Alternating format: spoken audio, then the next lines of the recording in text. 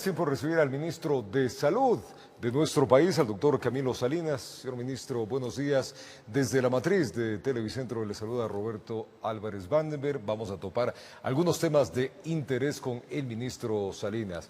Ante todo, pues que el día sea bueno, ministro. Buenos días a usted, Roberto. Saluda a todo el Ecuador y gracias por la invitación. Lo propio, topemos temas de la situación del COVID, de vacunación, que es de interés ciudadano. Ministro, hay preocupación sin duda por esta nueva ola de esta pandemia que tiene el país. ¿Cuál es la situación que hasta el día de hoy registra el Ministerio de Salud Pública? Bueno, sí, Roberto, es importante que conozcan la ciudadanía. Tenemos nosotros, y siempre como salubrista, epidemiólogo y experto en salud pública, medimos para ver en qué estado está el sistema de salud pública frente a una pandemia. Tenemos nosotros un indicador que son hospitales. En estos momentos estamos con 64 a 65%, hemos subido estos 48 horas la capacidad hospitalaria, es decir, la ocupación hospitalaria en pacientes, se puede decir, de ingresos estables o que requieren cánula de oxígeno, hasta ahí. Pero si requieren ya una cánula o mascarilla de alto flujo, ya requiere cuidados intermedios y cuidados intensivos. Esta capacidad está entre el 98 y 99%. Hay hospitales que llegan hasta 100%, como los hospitales de Guayaquil y Quito. De esta manera, estamos armando un plan de contingencia para aperturar el porcentaje de necesidad de salas UCI, más personal, más insumos, más ventilador y reducir un poco la área hospitalaria, teniendo en cuenta que vamos a poner unas carpas en contención para que los pacientes que estén estables, que requieren oxígeno con cánula nasal, sean atendidos en estas carpas de contención y las áreas hospitalarias que tenemos disponibles sean ya para cuidados intensivos. Ese es un indicador. El otro indicador, que es la tasa de mortalidad que tiene el registro civil, que está incrementando y igual se iguala al año pasado, y hay días que se superan los casos fallecidos por COVID o por sospecha de cuadro respiratorio. La trazabilidad también de los datos que tenemos de transmitibilidad de esta enfermedad. Y por último, la presencia ya de la variante P1, que es más transmisible y que realmente tenemos ya 3 casos ahora confirmados, 2 en Noja, 1 en Puerto Viejo, y que los días de exposición más el diagnóstico final que se hizo, Roberto, nos da un tiempo en donde va a ser muy difícil la contención de este tipo de variante, que vamos a hablar que en poco tiempo será comunitaria, como la B117 Reino Unido y la neoyorquina. Eso hace, señor ministro, que los hospitales estén realmente al tope y con alarma roja.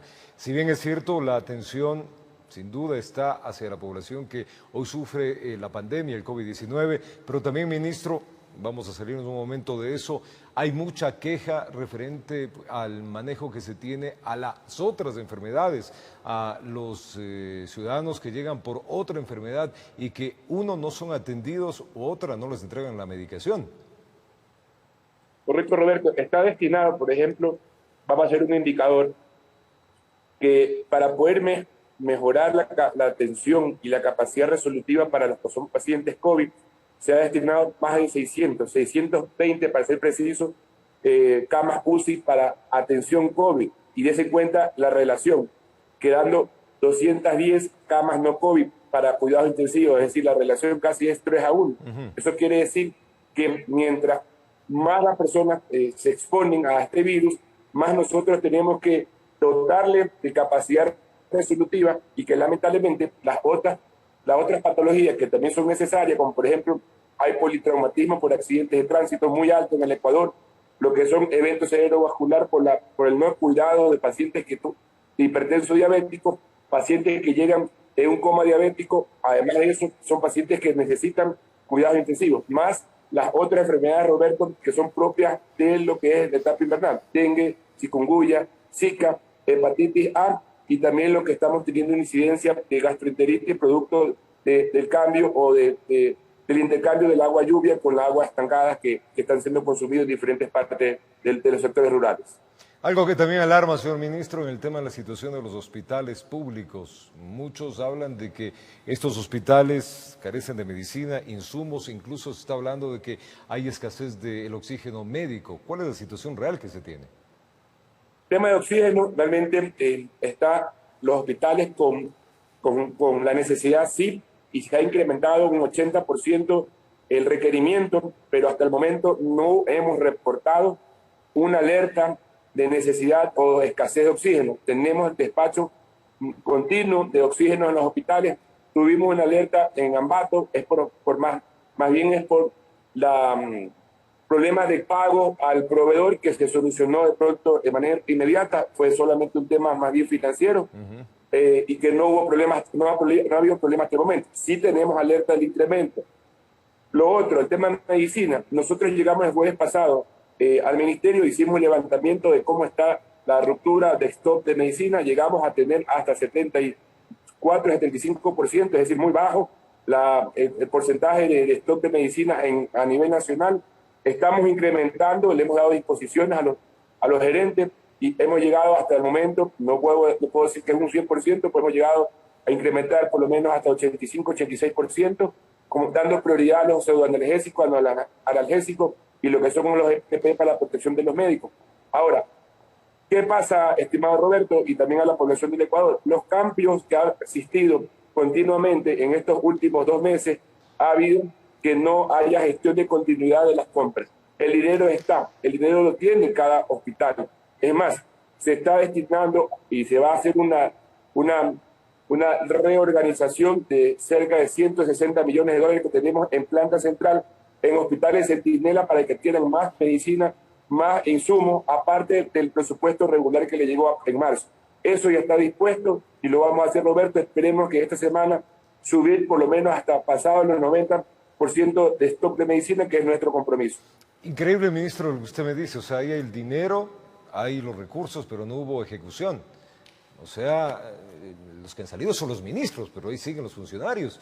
Y los funcionarios también deberían ser, de alguna manera, los funcionarios administrativos, ser llamados la atención por la falta de acción que se tiene en una pandemia en la cual está viviendo la población.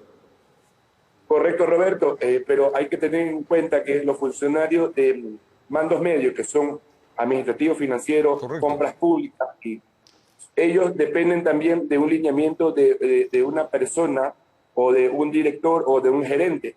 Cuando viene un gerente, un director, también cambian el equipo completo. Eso tenemos conocimiento porque nosotros, cuando hemos estado en direcciones distritales o directores de hospitales, lo mejor que se hace y lo más técnico para poder trabajar de una manera objetiva, transparente y cuidarnos nosotros nuestra gestión es llevar un equipo. Lamentablemente eso pasa, es dispuesto que las personas que han entorpecido este tipo de gestión y que todavía continúen, es mejor que sea observado, sancionado, pero no retirado, porque también se va a caer la gestión en este momento, ¿no? Increíble, ahí hay que tomar cuentas, ministro. Realmente increíble lo que usted me está contando. Evidentemente usted acaba de llegar, pero lo que nos cuenta alarma a la ciudadanía. Otro tema que también alarma es el cansancio que tienen los médicos. Los médicos han manifestado que trabajan hasta 30 horas diarias y que ya no dan abasto. ¿Qué está haciendo el ministerio frente al cansancio, no solamente físico, sino mental que deben tener los médicos? Correcto, Roberto. Más de un año. Yo le digo, y con usted, Roberto, pude ser entrevistado cuando era gobernador de Los Ríos. De acuerdo. Y desde ese entonces nosotros hemos visto el cansancio de nuestros profesionales, nuestros médicos, enfermeras, trabajadores estratégicos, porque solamente los médicos trabajan. Las personas que llevan la medicina, los insumos, los equipos, transportan al paciente, todos ellos tienen más de un año. Y aquí se suma un poco también el plan de vacunación que están en estos momentos colateralmente ayudándonos a que se acelere rápido, algo que encontramos nosotros en un paso de tortuga, hay que decirlo. Teníamos por día a veces hasta 2.000, 3.000 vacunados por día. Eso es algo ilógico. Ahora ya estamos llegando, ayer fue 51.000, ahora estamos llegando a 48.000 y estamos acelerando el paso para poder llegar a entre más población, mucho mejor. Estamos trabajando nosotros, ayer nos quedamos hasta la 1 de la mañana trabajando y desde el sábado, es decir, incansable con el equipo técnico administrativo del planta central y entregamos finalmente el informe técnico de un sistema de salud integral entre salud, IES y también la parte privada a COE Nacional, para que con nuestro informe técnico tomen las decisiones de poder hacer restricciones más estrictas y que protejan no solamente a nuestros profesionales de la salud, protejan a la población entera, porque en estos momentos estamos teniendo nosotros hospitales que están ya totalmente llenos de cuidados intensivos.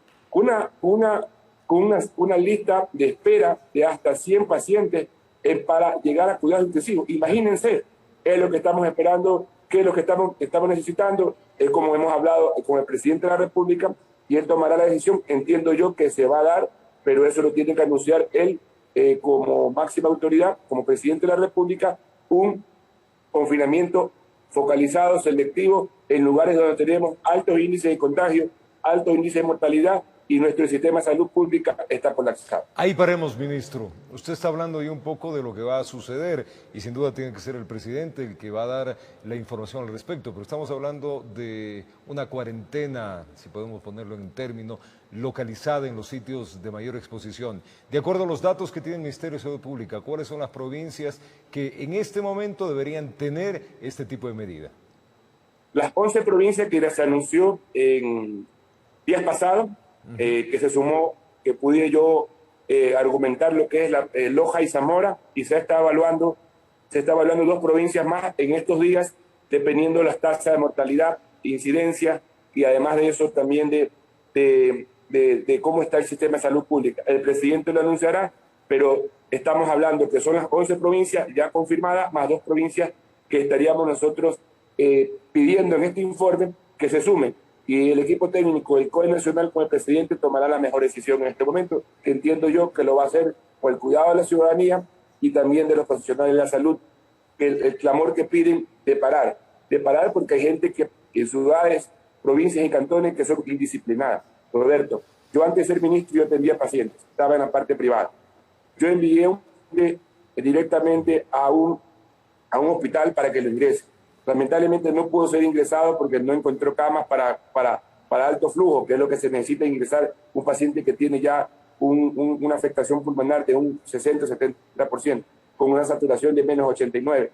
Y ahí pasó, regresó, y cuando me dice, doctor, aquí estoy en la casa, y escuchaba música, y yo le dije, ¿y qué es esa música? Es una fiesta al lado. Imagínense, fiestas en todos lados, y realmente no hay criterio de cuidado, no hay criterio de disciplina, no hay criterio de bioseguridad en este momento, Roberto. Y sin duda, hay mucha indisciplina ciudadana, eso lo hemos venido hablando de largo. Estamos claros que serán de las 24 provincias, 11 las que se tendrán medidas distintas y fuertes para ir conteniendo el COVID. A mí me llama la atención algo, señor ministro, los reportes de los municipios no son nada alentadores. Usted mismo lo ha dicho, indican saturación de enfermos, fallecidos, pero ustedes en el reporte indican que hay 380.563 contagios y un aumento en las últimas 24 horas en fallecidos que están en 17.703, que no han habido fallecidos. Esto difiere a todo lo que hablan los alcaldes de estas provincias. ¿Por qué los datos difieren tanto de un lado para otro? Bueno, hay que tener en claro que la información que se da es una data que se recoge entre 24 y 48 horas, ¿no? Son datas ya, hay que decirlo, que yo siempre cuando estaba como autoridad local, que no hay que tenerla como referencia, sí, para ver cómo están las cifras de incremento, cómo está la población en casos, cómo están los fallecidos. Pero la realidad local, ojo Roberto, la realidad local la vivimos o la viven los gobernadores y los alcaldes, y son fiel reflejo de la necesidad de trabajar en equipo como lo hemos vivido y lo estamos haciendo ahora con los diferentes alcaldes del Ecuador en el plan de vacunación. No nos pongamos a discutir por cifras, es decir, sí, es decir, las cifras... Pero tampoco hay que publicar cifras que no son, pues, porque eso confunde a la ciudadanía, ministro. Es importante, vamos a retroalimentar y lo vamos a informar, pero hay que vivir el día a día de la situación local en cada territorio. Y eso es importante que trabajemos en equipo con las autoridades locales. ¿Y sabe locales. por qué le digo esto, ministro? Porque lamentablemente esa población que usted mismo está hablando indisciplinada, mira esa cifra y dice, ¿ves? No pasa nada. Y vuelven y recaen en lo mismo. Volvamos a otro tema, ministro. ¿Cuántas pruebas diarias de PCR se están realizando a la población, tomando en cuenta la cantidad de variantes que ya están circulando y justamente para saber el nivel de contagio que se tiene? Mire, la indicación está claro que por cada unidad concentrada que tiene la capacidad de poder realizar PCR, exámenes, tienen que hacer por lo mínimo con una necesidad de entre 100 a 120 pruebas. Eso no difiere si es que de pronto existe más demanda de pacientes por un caso puntual como Loja y en Manabí que se presentó casos, y ahí sale ya un equipo a hacer cerco epidemiológico que incrementan hasta 500, 600 pruebas por día. Eso tenemos un inconveniente. Lo que vamos a hacer ahora, Roberto, directamente se va a adquirir y se está adquiriendo, ya hemos hecho el pago y estamos esperando que se asigne por parte de Finanzas a la autoridad donde se adquirió, que es a través de la OPS, la adquisición de 250.000 antígenos PCR para hacer un testeo comunitario en todo el país y poder ver cómo se encuentra. ¿Por qué es importante este antígeno PCR? Porque tiene 95-97% de confiabilidad y además es rápido. Usted le hacen un hisopado, le ponen en un líquido y le hacen un testeo directamente que sale en 5 minutos. Y eso vamos a tener rápido un diagnóstico de los lugares donde están. Eso es uno, para los pacientes comunitarios, para los casos comunitarios. Y lo otro que vamos a hacer también, que he dispuesto, y eso lo hacemos porque tenemos experiencia en la parte epidemiológica de investigación, es hacer un testeo en pacientes que están en cuidados críticos de las variantes. Estamos haciendo convenio con la UES, convenio con la Universidad de San Francisco, y a través del INSTI vamos a hacer un testeo también de las variantes en pacientes críticos, es decir, vamos a secuenciar variantes sudafricana, la neoyorquina, la B117, la P1, y estamos viendo si tenemos el crimen para poder hacer la variante de California, que también se está hablando, y la India, que está apareciendo que tiene doble mutación. Esto es importante, es decir, las dos últimas estamos viendo, todavía no tenemos la confirmación porque son variantes nuevas que están apareciendo en el mundo, aquí no. Entonces, esto es importante porque vamos a hacer en todos los hospitales este testeo de investigación para ver cómo está la presencia de estas variantes en cada provincia y vemos cómo está.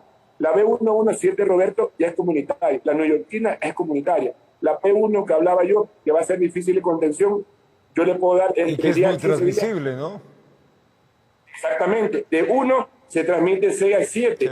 Y que de pronto, por el grado de exposición, Roberto, que tuvimos el caso 0, que es de Loja, y el diagnóstico que se hizo, es decir, la exposición está entre el 15 y 18 de marzo. El diagnóstico se hizo el 30 de marzo. Y entre el 22 y el 25 se hizo una prueba de PCR de salud ocupacional para ir a trabajar, le salió negativo. El 30 se complicó y entre el 1 de abril estuvo ya ingresado en cuidado intensivo. Entonces hay una exposición larga y muchas personas en contacto que va a ser muy difícil de contener este P1 en el país, amén. Está complicado el panorama, ministro. La vacunación, ¿cuántas vacunas han llegado al país y cuántos son ya los vacunados, ministro? Correcto, gracias, Roberto. Después de hablar tantas cosas difíciles para el país, tenemos esperanza que es el plan de vacunación que ya está caminando de una manera objetiva, y no digo perfecta porque nada es perfecto, pero está caminando de una manera óptima y más humana como lo hemos dispuesto. En el Ecuador, a la fecha, hay 1.5 millones de vacunas, en donde ya hemos sobrepasado el 500.000, ya llegamos a los 600.000 con los vacunados el día de hoy. ¿Qué queremos hacer? Nuestra meta es llegar a 2 millones hasta 24 de mayo, 20% de vacunación en la población cautiva, y dejar 2 millones más para el siguiente gobierno para que ellos puedan tener garantizada la segunda dosis. Nosotros podemos vacunar 4 millones, pero no es lo técnico, no es también lo profesional de vacunar 4 millones y qué va a pasar con las de segunda dosis estos 4 millones. Entonces vamos a llegar con una meta de 2 millones. 2 millones hasta el 24 de mayo y dejamos garantizados las 2 millones para que el siguiente gobierno puedan seguir inoculando. Lo importante es que el presidente de la República, y a través de la mesa técnica que lidera María Alejandra Muñoz, ha negociado 20 millones hasta diciembre del 2021, es decir, cerca del 60% de la población será protegida. Eso de acuerdo a la negociación, me dice, hecha por la vicepresidenta de la República. La vicepresidenta forma parte del comité técnico, quien paga, quien cancela, quien hace la parte financiera es el Ministerio de Salud Pública, pero quien hace las gestiones de hacer que llegue más vacunas y que como autoridad máxima, porque la vicepresidenta es la segunda mandataria del país, y el membrete de vicepresidenta a cualquier empresa internacional le facilita de poder tener una negociación directa y no con intermediarios, ¿no? y eso es importante, y agradezco a la vicepresidenta porque tenemos una planificación muy estricta y ella se encarga con su equipo de la vicepresidencia. Miércoles llega Pfizer, mire, esto no tiene en otros países. Miércoles llega Pfizer, siempre entre 50 y 60 mil dosis. Los viernes llegan AstraZeneca, 100 mil, o hasta me acaba de informar que había hecho una reunión y que posiblemente llegará a 333 mil dosis. Esas son las noticias positivas para Ecuador. Cada 15 días, los primeros 10 días de cada mes y los pasados los 15 días de cada mes, llega Sinovac. Hay una buena noticia, están tratando de negociar que llegue lo más pronto 1 billón de Sinovac, que es una, igual que las otras mejores vacunas que tienen en el mundo, y eso es importante. Y lo final, que ya está listo y que tienen que saber en Ecuador, y esto es una noticia positiva para el mundo. Se negoció ya 40 mil dosis para Galápagos. ¿Para qué? Para inocular el 100% Galápagos, y esa noticia lo va a dar ella pronto, pero eso es importante. Ya Galápagos sería uno de los archipiélagos en Sudamérica. Y la primera provincia libre del COVID. Pero libre de COVID, y con una vacuna que realmente está haciendo un proceso de investigación, también hay que decirlo, que es importante, que Pfizer, y que ha visto al Ecuador como uno de los países más serios en estos temas de negociación. Ahora, ministro, ya el sector estratégico, todos los médicos están vacunados, todo el sistema sanitario del país, ¿o todavía falta?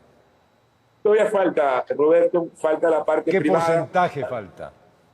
Mire, hemos llegado nosotros a tener un 60% de los profesionales de primera línea. 40. Hablamos de odontólogos que faltaban, ya iniciamos el lunes, hemos incluido laboratoristas, vamos a ir a la obstetriz, vamos a buscar el tema del trabajo de los trabajadores que están directamente ligados. Tenemos un 40% que hace falta, y es lo que estamos nosotros ya acelerando en este proceso de vacunación, conjuntamente con los docentes, conjuntamente con los pacientes con estado de vulnerabilidad, pacientes con discapacidad, pacientes con diabetes mellitus, diabetes con cáncer, trasplantado, insuficiencia renal crónica, HIV, tuberculosis. Es lo que queremos lograr.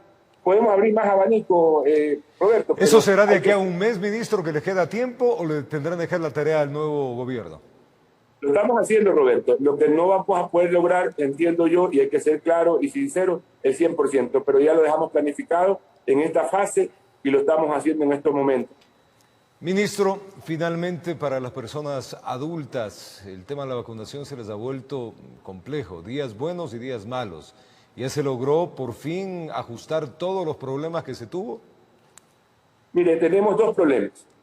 El agendamiento de la segunda dosis, lamentablemente, hemos tenido, porque esta primera vacuna se dio en la anterior administración con algunos funcionarios que ya no están dentro de planta central, y hemos tenido un poco de datos que estamos un poco organizando. Pero yo les he dicho al equipo del territorio que por favor llamen a cada uno de ellos, que no es necesario. En el tema de las indicaciones de qué tiempo se tienen que poner la segunda dosis, puede llegar hasta 28 días, es lo que he indicado. Ecuador ha tomado la decisión de poner hasta 21 días para tener un tiempo determinado de estos problemas como ha sucedido, o de la segunda dosis que siempre puede ser complicada. Hay vacunas que se pueden poner hasta 45 días, que es la Sinovac, pero lo estamos haciendo igual 21 días, que es nuestra indicación. Estamos un poco organizando y queremos nosotros que entienda un poco la población que estamos tratando de hacerlo ahora. Hemos hablado con algunas autoridades locales que si no le llegan la cita de la segunda dosis a las personas que están ya vacunadas primera dosis, que no esperen, sino que acudan estas personas que necesitan la segunda dosis, que vayan a ver en el lugar donde están aperturados el punto y lo reagenden de manera inmediata internamente. Si hay la dosis de Pfizer, se la aplica inmediatamente en ese momento. Si no hay en ese punto la dosis de Pfizer, se le busque en el mapa a dónde estamos vacunando con Pfizer para que le den las opciones de vacunación, o a su vez reagendarlo para que le den la facilidad. El otro punto que estábamos viendo es un poco un paso lento de la llegada de agendamiento aleatorio a nuestros adultos mayores pasados los 90 años. ¿Por qué así? Vuelvo a repetir, porque ha estado un poco, hay que decirlo, no acelerado. Llegábamos días con 1.000, 2.000, 3.000 vacunas. El máximo día eran 10.000 vacunas en el día. Y eso nunca va a llegar, y eso pues estábamos totalmente retrasados. Pero faltaba coordinación, ministro, en todo caso, pues lo que usted mismo está diciendo. Es decir, falta de trabajar en equipo. Qué bárbaro. Falta de trabajar en equipo, Roberto, le digo sinceramente, porque nosotros llegamos a tocar puertas a la parte de universidades, colegios, parte privada. Vea, le digo una cosa, Roberto. Nosotros hemos dicho bien claro, yo quiero que mis equipos solamente se dediquen a custodiar la vacuna, a administrar la vacuna, organizar la vacuna y planificar la vacuna y inocular la vacuna, es decir, vacunar. ¿Quién está ayudando en la parte logística? Es la parte de los municipios o las universidades que nos ponen sillas, mesas, carpas, punto de hidratación y personal que nos ayuden a... Ojalá logremos que todo esto de alguna manera se organice de mejor forma y que realmente la salud brille en estos últimos días del gobierno. Gracias, ministro, por contarnos todo lo que está sucediendo con la sanidad de nuestro país. Desearle los mejores éxitos en sus labores, ministro. Gracias, Roberto. Buenos días a todo el Ecuador y a usted gracias por la invitación. Buenos días también al ministro de Salud, al doctor Camilo Salinas, contándonos toda la realidad que está sucediendo frente a esta situación complicada que estamos viviendo con la salud de nuestro país. Tiempo, una pausa. Ya venimos.